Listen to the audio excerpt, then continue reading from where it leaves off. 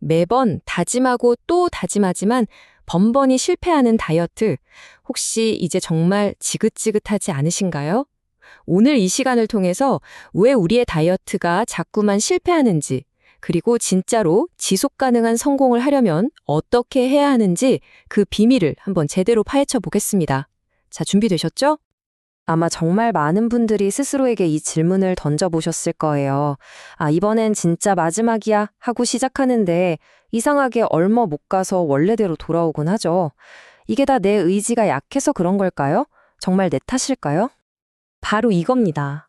성공의 비밀은요, 다이어트라는 특별한 이벤트를 멈추고 그냥 내 생활 방식 자체를 바꾸는 데 있었던 거죠. 그러니까 문제는 우리의 의지력이 아니었어요. 접근 방식이 처음부터 잘못됐던 겁니다. 단기간에 끝내는 게 아니라 평생 가져갈 수 있는 변화. 이게 바로 모든 걸 바꾸는 열쇠입니다. 그럼 첫 번째 순서로 우리가 왜 실패하는지 그 진짜 이유부터 한번 들여다볼게요. 도대체 어디서부터 생각이 잘못됐던 걸까요? 네, 다시 한번 강조할게요. 이건 여러분의 실패가 절대 아닙니다. 무작정 굶고 참고 억지로 운동하는 방식은요, 애초에 오래 할 수 있는 방법이 아니었던 거예요. 핵심은 바로 우리 몸에 아주 깊숙이 배어있는 이 습관을 바꾸는 데 있습니다. 그래서 모든 변화의 첫걸음은 다른 게 아니에요. 바로 우리의 생각, 즉 마음가짐을 바꾸는 것에부터 시작해야 합니다. 이 다이어트라는 과정 전체를 어떻게 바라보느냐에 따라서 결과가 정말 180도 달라질 수 있거든요. 예를 들면 이런 거죠. 이 힘든 걸 또 언제까지 참아야 하나? 이게 아니라 오늘 내가 하는 이 노력이 미래의 내 건강을 위한 최고의 투자다. 이렇게 생각의 틀을 싹 바꿔보는 겁니다. 이 작은 생각의 전환 하나가 정말 힘든 과정을 꽤 즐거운 여정으로 만들어줄 수 있어요. 여기 화면을 보시면 그 차이가 정말 명확하게 보이죠? 왼쪽의 과거 방식은 제한, 단기, 고난 같은 부정적인 단어들로 가득 차 있잖아요. 근데 오른쪽의 새로운 방식을 보세요. 장기적인 프로젝트, 투자, 과정처럼 훨씬 긍정적인 개념으로 채워져 있습니다. 우리가 어디로 가야 할지 방향이 확실해지죠? 자, 그럼 이제 새로운 마음가짐을 실제 행동으로 한번 옮겨볼까요? 가장 먼저 살펴볼 건 바로 식습관입니다. 여기서 중요한 건요, 뭐는 먹고 뭐는 먹지 말자 이런 금지 음식 목록을 만드는 게 아니에요. 이 문장 정말 중요합니다. 닭가슴살이랑 샐러드만 먹는다고 성공하는 게 아니라는 거죠.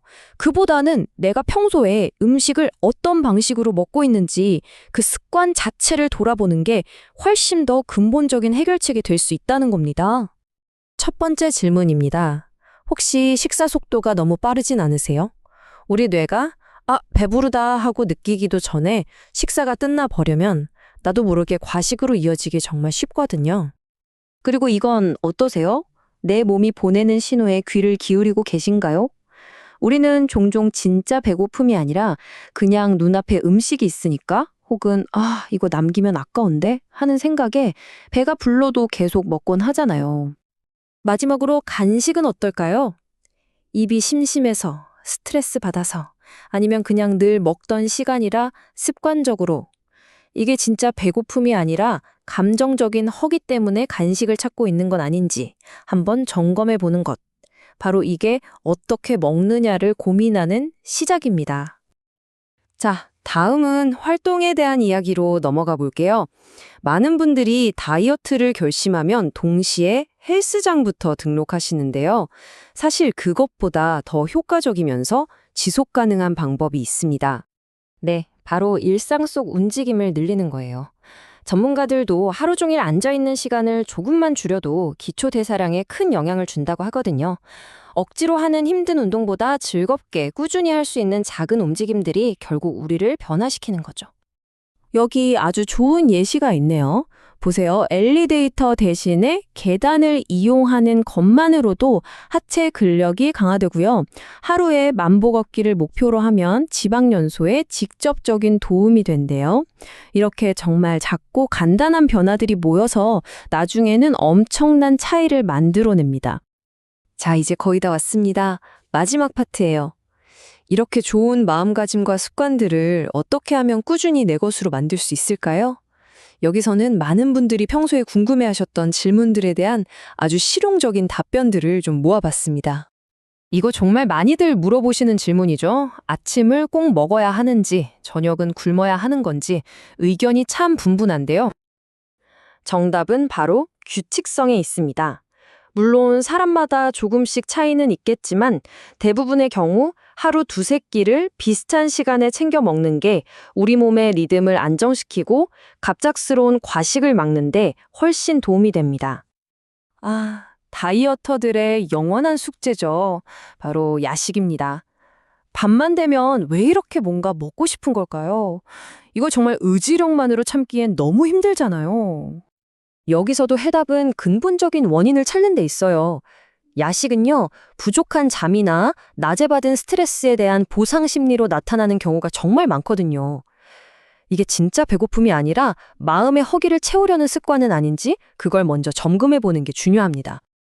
자, 오늘 우리가 함께 살펴본 이 모든 여정을 딱 3단계로 요약할 수 있습니다. 첫째, 다이어트를 고난이 아닌 투자로 생각하는 마음가짐의 변화. 둘째, 무엇을 보다 어떻게 먹는지에 집중하는 식습관 리셋. 그리고 마지막으로 작은 움직임들을 꾸준히 실천하는 나만의 루틴 만들기. 어때요? 정말 명확하죠? 기억하세요. 모든 위대한 변화는 거창한 계획이 아니라 아주 작은 실천에서 시작됩니다. 오늘 시작하는 그 사소한 습관 하나가 마치 나비 효과처럼 여러분의 건강한 삶 전체를 바꾸는 가장 위대한 첫걸음이 될 수 있습니다. 이제 마지막으로 여러분께 이 질문을 던지면서 마무리하겠습니다. 이 모든 내용을 듣고 난 지금, 오늘 당장 시작해볼 나만의 작은 변화 딱 한 가지는 무엇인가요? 엘리베이터 대신 계단 오르기? 저녁 식사 조금 더 천천히 하기? 그게 무엇이든 좋습니다. 여러분의 그 시작을 진심으로 응원하겠습니다. 늘 푸른 인생 레시피 건강한 하루 열어가요. 웃음 가득 마음 가득 늘 푸른 레시피 늘 푸른 인생 레시피 건강한 하루 열어가요.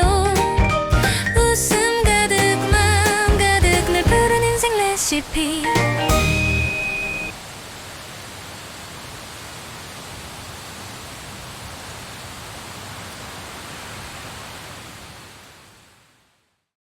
안녕하세요. 오늘 저희가 함께 깊이 파고들 자료는요. 당신이 공유해 주신 다이어트 성공하려면 이것부터 바꿔야 합니다. 라는 글입니다. 네, 안녕하세요. 이게 단순히 살 빼는 걸 넘어서 지속 가능한 변화? 바로 생활 습관에 초점을 맞춘 글이더라고요. 맞아요. 제목부터 뭔가 핵심을 짚는 느낌이죠. 네, 그래서 오늘 이 글의 핵심 통찰들 하나하나 좀 자세히 들여다보는 시간을 갖겠습니다. 보통 다이어트 딱 결심하면 당장 내일부터 닭가슴살 먹고 헬스장 가야 하나 막 이렇게 생각하잖아요. 네, 그렇죠. 대부분 그렇죠. 근데 이 글은 시작 전부터 좀 달라요. 거창한 계획 세우기 전에 우리가 매일 반복하는 아주 사소한 습관들 그리고 다이어트를 대하는 생각부터 좀 점검해야 한다 이렇게 주장하더라고요. 네, 그 마음가짐의 중요성을 강조하는 거죠. 글 쓰신 분도 여러 번 다이어트 해봤는데 결국 이 생활 방식 자체를 바꾸니까 되더라 이런 경험을 나누셨고요. 경험에서 우러나온 이야기라 더 와닿는 것 같아요. 그래서 오늘 저희의 임무는 이 글이 제시하는 5가지 핵심 변화 포인트. 어쩌면 이게 다이어트 성패를 가르는 가장 근본적인 걸 수도 있는데 이걸 함께 탐색하고 그 의미까지 제대로 이해해보는 겁니다. 네, 좋습니다. 기대되네요. 준비되셨나요? 자, 그럼 첫 번째 관문부터 한번 열어보죠. 첫 번째로 글에서 가장 먼저 강조하는 게 저도 좀 놀랐는데 다이어트에 대한 인식 전환이에요. 네. 그 부분 저도 인상 깊었어요. 많은 사람들이 다이어트 하면 의뢰, 힘든 거, 참아야 하는 거, 숙제처럼 여기잖아요. 네, 그렇죠. 약간 부정적인 이미지가 강하죠. 근데 이 글은 그 프레임부터 깨라는 거예요. 대신에 내 건강을 위한 장기적인 투자다. 혹은 나를 더 좋게 만드는 프로젝트다. 이렇게 보라는 거죠. 관점을 바꾸는 거네요. 네. 그래서 전문가 조언도 인용하는데 결과라는 목표보다 과정 자체에 집중할 때 성공 확률이 높아진다. 이게 딱 첫 단추라는 겁니다. 그 관점의 전환이 생각보다 훨씬 강력한 영향을 미칩니다. 어떤 면에서 그럴까요? 이게 고통스러운 의무라고 생각하면요. 시작부터 벌써 심리적으로 저항감이 생겨요. 그리고 작은 실패에도 역시 난 안 돼. 이러면서 쉽게 포기하게 되죠. 아, 네네. 나는 이걸 참아야 해. 이 생각 자체가 스트레스 호르몬, 그 코르티솔 분비를 자극할 수도 있거든요. 근데 아시다시피 코르티솔은 복부지방 쌓이게 하거나 식욕을 막 늘리기도 하고요. 아, 그런 심리적인 영향까지? 네. 반대로 이건 내 몸을 위한 긍정적인 투자야 라고 생각하면 작은 실천 하나하나가 좀 성취감을 주고 혹시 중간에 좀 계획대로 안 되더라도 괜찮아. 다시 하면 되지. 이런 회복 탄력성을 갖게 되는 거죠. 글쓴이가 이걸 첫 번째로 꼽은 데는 다 이유가 있는 겁니다. 와, 그냥 긍정적으로 생각하자 이게 아니라 그 생각 자체가 우리 몸의 반영까지 바꿀 수 있다는 거네요. 굉장히 중요한 지적인데요. 네, 맞습니다. 그럼 그 마음가짐을 딱 재정비했다면 두 번째는 식사 습관 리셋으로 넘어가야 합니다. 여기서 글의 주장이 또 흥미로워요. 어떤 점이요? 무엇을 먹느냐만큼, 아니 어쩌면 그보다 어떻게 먹느냐가 더 중요할 수 있다. 이거예요. 어떻게 방점을 찍는군요. 네. 그래서 몇 가지 질문을 던지면서 스스로 체크해보라고 해요. 예를 들면 나는 식사를 너무 빨리 후루룩 먹는 편인가? 배부른 것 같은데 하기 전에 이미 너무 많이 먹고 있진 않나? 그리고 딱히 배고픈 건 아닌데 습관적으로 입에 뭘 넣고 있진 않나? 이런 것들이요. 정말 중요한 질문들이네요. 이게 체중 조절이라는 게 단순히 칼로리 계산만으로는 설명이 안 되는 되게 복잡한 과정이거든요. 그렇죠. 가령 식사 속도가 너무 빠르면요. 위장에서 뇌로 이제 배부르다, 는 신호, 렙틴 같은 호르몬이 전달될 시간이 부족해요. 보통 한 15분에서 20분 걸리거든요. 아, 시간이 그렇게 걸리는군요. 네. 그러니까 그 신호가 오기 전에 실제 필요한 양보다 훨씬 많이 먹게 될 가능성이 큰 거죠. 네네. 또 습관적으로 간식이나 음료 먹는 거. 이것도 그래서 지적하듯이 진짜 배가 고파서라기보다는 감정적인 요인들, 스트레스 받거나 그냥 심심하거나 아니면 특정 상황이랑 연결돼서 예를 들어 TV 볼 때 꼭 뭘 먹어야 한다든지 이런 가짜 배고픔에 반응하는 행동일 수가 있다는 거죠. 아, 가짜 배고픔. 생각해보니 저도 그런 경우가 좀 있는 것 같아요. 그럼 이런 무의식적인 습관들을 어떻게 좀 알아차리고 바꿀 수 있을까요? 그래서 팁 같은 거 주나요? 네, 그 Q&A 부분에 힌트가 좀 있어요. 예를 들어 식사 전에 물 한 컵 마시기. 아주 단순하잖아요. 네. 근데 이게 단순히 위를 물리적으로 채우는 효과 말고도 식사 전에 잠깐 멈춰서 내가 지금 어떤 상태지? 하고 인지하는 마음 챙김의 순간을 만들어줄 수 있어요. 내가 진짜 배가 고픈가? 하고 스스로 물어볼 시간을 보는 거죠. 아, 잠시 멈춤 버튼 같은 거네요. 그렇죠. 또 식사 자체에 좀 더 집중하는 것. 예를 들어 음식을 충분히 씹고 맛을 음미하는 것. 이것도 속도를 늦추고 포만감 신호를 더 잘 감지하는 데 도움이 된다고 얘기해요. 작은 변화지만 효과는 클 수 있다는 거죠. 오, 약간 식사 명상 같은 느낌인데요. 먹는 행위 자체에 좀 더 집중하는 연습 필요하겠네요. 네, 그런 셈이죠. 자, 식사 습관을 돌아봤다면 세 번째 포인트. 여기가 또 아주 흥미로운 부분인데 바로 일상 속 움직임 늘리기입니다. 애니팁 말씀하시는 거죠? 네, 맞아요. 헬스장 가서 막 몇 시간씩 운동하는 것도 좋지만 이 글은 오히려 꾸준히 하기 어려운 그런 격렬한 운동보다는 생활 속 활동량, 즉 NET, 비운동성 활동 열생성을 늘리는 게 현실적으로 더 효과적일 수 있다고 주장해요. 네, 저도 그 부분에 상당히 공감합니다. 그래서 전문가 말을 빌려서 의식적으로 앉아있는 시간을 줄이는 것만으로도 기초대사량 유지나 증진에 꽤 도움이 된다고 강조하고 있고요. 그리고 아주 구체적인 실전 방법들도 제시해요. 예를 들면 엘리베이터나 에스컬레이터 대신 계단 이용하는 거예요. 고전적이면서도 효과적인 방법이죠. 이게 단순히 칼로리 소모뿐 아니라 허벅지나 엉덩이 같은 하체 근육을 자극해서 장기적으로 기초대사량 높이는 데 도움이 된다고 설명하고요. 또 다른 예시는 하루 1만 보 걷기 목표 세우기. 이것도 체지방 연소에 효과적이고 스트레스 해소나 기분 전환에도 좋다고 덧붙이고요. 네네. 핵심은 운동해야 하는데 이런 부담감 없이 생활 속에서 자연스럽게 몸을 더 많이 움직이는 방법을 찾는 거네요. 정확합니다. 그 NET라는 개념이 왜 중요하냐면요.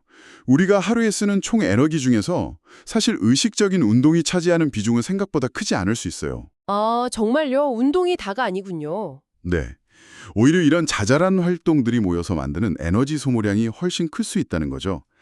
예를 들어 똑같이 앉아서 일해도 가만히 있는 사람이랑 다리를 떤다거나 자세를 자주 바꾸는 사람, 또 서서 일하거나 계속 움직이며 일하는 사람, 하루 총 에너지 소비량이 꽤 차이가 날 수 있습니다. 오, 그래서 나온 계단 오르기나 걷기 말고도 뭐 통화할 때 서성인다거나 TV 보면서 그냥 가볍게 스트레칭하거나 대중교통 탈 때 한 정거장 먼저 내려 걷는 거.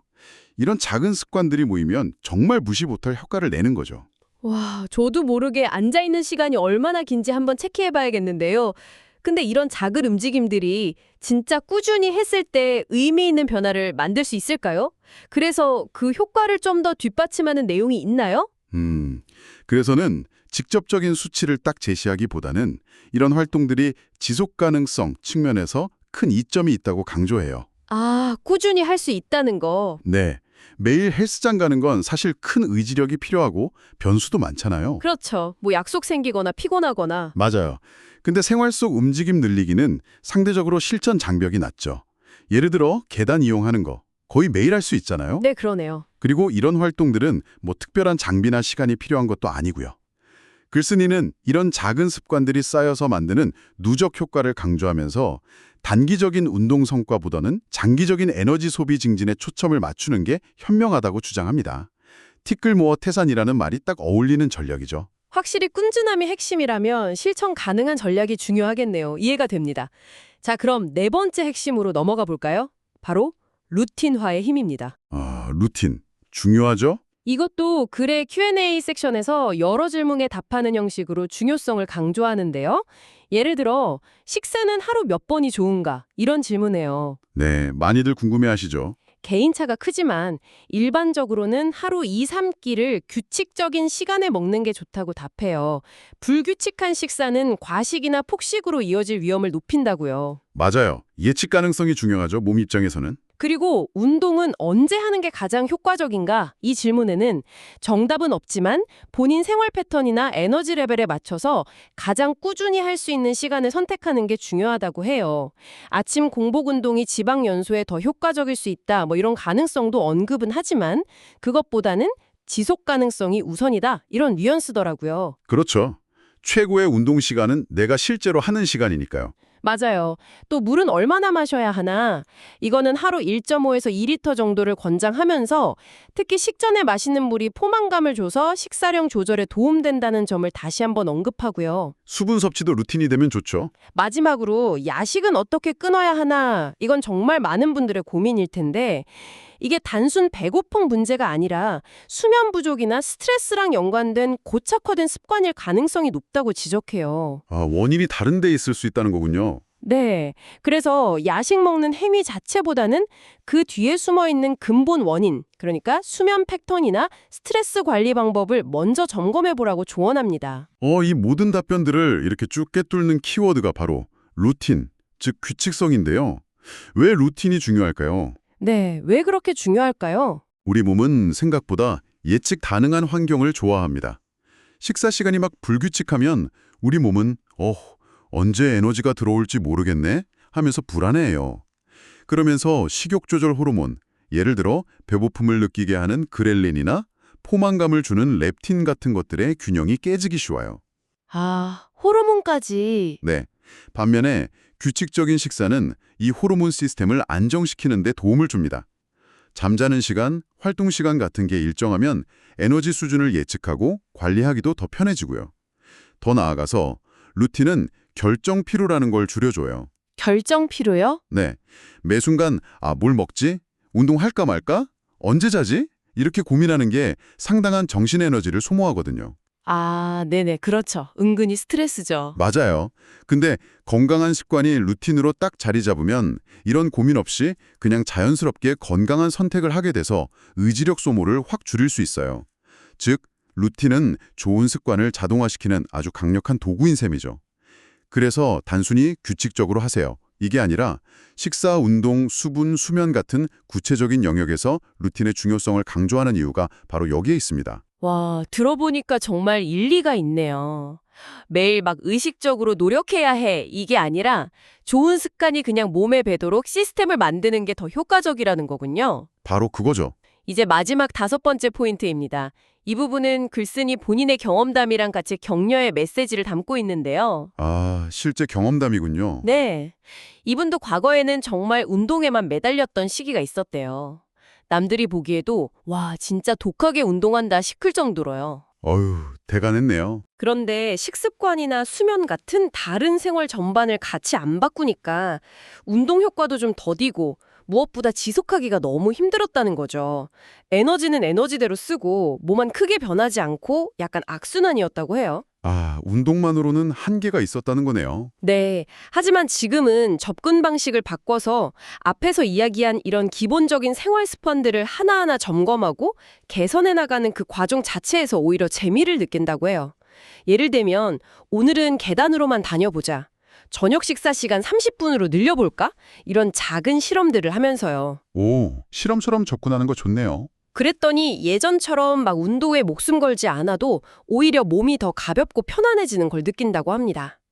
이 경험을 나누면서 너무 완벽하려고 하지 말고 작은 성공들을 쌓아가는 게 중요하다. 이렇게 독자들을 격려하고 있어요. 이야, 이 경험담은 정말 앞에서 다룬 4가지 핵심 요소들, 인식 전환, 식사 습관, 일상 움직임, 루틴화. 이게 어떻게 하나로 통합적으로 작용하는지를 보여주는 아주 생생한 증거라고 할 수 있겠네요. 아, 그렇네요. 다 연결되는군요. 네. 다이어트나 건강관리가 단순히 운동 혹은 식단 이런 개별 요소의 문제가 아니라 생활 방식 전체를 아우르는 총체적인 접근이 필요하다는 걸 몸소 보여주는 거죠. 특정 방법 하나에만 막 매달리기보다는 자신의 생활 전반을 돌아보고 개선할 수 있는 작은 지점들을 찾아서 꾸준히 실천하는 것.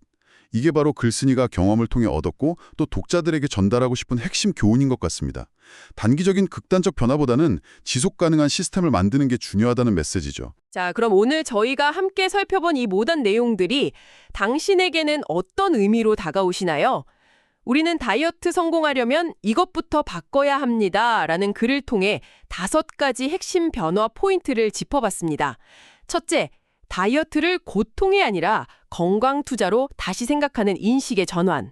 네, 마음가짐. 둘째, 무엇을 먹는지만큼 중요한 어떻게 먹는지, 즉 식사 속도나 습관적 섭취 같은 식사 행태 점검. 식사 습관 리셋. 셋째, 거창한 운동 계획 대신 엘리베이터 대신 계단 오르기처럼 일상 속 작은 움직임, NEIT를 늘리는 것의 중요성. 생활 속 활동량 늘리기. 넷째, 식사 시간부터 수면까지 건강한 선택을 자동화하는 규칙적인 루틴의 힘. 루틴화. 그리고 마지막으로 이 모든 것을 통합적으로 실천하면서 긍정적인 변화를 경험한 글쓴이의 실제 사례까지. 이 중에서 지금 당신의 마음을 가장 크게 움직이는 부분은 무엇인가요? 혹은 이건 내 이야기인데 하고 공감되는 부분이 있으셨나요? 그렇습니다. 그리고 이 글이 우리에게 던지는 메시지는 명확한 것 같아요. 지속 가능한 체중 감량 혹은 더 넓게 보면 건강한 삶이라는 것은 단거리 경주가 아니라 마라톤과 같다는 거죠. 아, 마라톤 비유가 적절하네요. 네. 일시적인 노력이나 유행하는 특정 방법에 의존하기보다는 생활 전반에 걸쳐서 건강한 습관들을 차곡차곡 쌓아나가는 것. 그것이 장기적으로 성공하는 길이라는 겁니다. 글쓴이의 마지막 제안처럼 너무 큰 부담감으로 시작하기보다는 오늘 이야기 나눈 것 중에 딱 한 가지만이라도 시도해보자. 이런 가벼운 마음으로 첫 발을 내딛는 게 중요하다고 생각해요. 네, 작은 시작. 완벽함보다는 꾸준함, 그리고 작은 성공의 경험들이 변화를 이끄는 원동력이 될 수 있다는 점을 기억하시면 좋겠습니다. 네. 오늘 당신 덕분에 이 자료를 가지고 이렇게 깊이 있는 이야기를 나눌 수 있었습니다. 저희도 정말 많은 것을 배울 수 있었네요. 감사합니다. 저도 즐거웠습니다. 결국 다이어트 성공의 열쇠는 화려한 비법 이런 게 아니라 우리 일상의 아주 기본적인 습관들을 딱 정면으로 마주하고 조금씩 개선해 나가는 그 꾸준함에 있다는 것을 다시 한번 깨닫게 되네요. 마지막으로 이런 질문을 스스로에게 한번 던져보면서 마무리하는 건 어떨까요? 네, 어떤 질문일까요? 오늘 우리가 함께 탐색한 여러 습관 변화들을 떠올려 보면서요. 다이어트 해야 해. 이런 무거운 의무감 대신에 나의 건강과 행복을 위한 즐거운 실험이라는 관점에서 이번 주에 딱 한 가지, 아주 작더라도 당신이 기꺼이 한번 시도해보고 싶은 새로운 습관은 무엇인가요? 그 작은 실험이 어떤 변화를 가져올지 한번 관찰해보는 것도 의미 있는 시작이 될 겁니다. 스스로에게 맞는 작은 실험을 시작해본다. 정말 희망적인 마무리네요. 오늘 이 깊이 있는 탐색에 함께 해주셔서 정말 감사합니다. 네, 감사합니다. 다음에 또 흥미로운 자료로 찾아뵙겠습니다.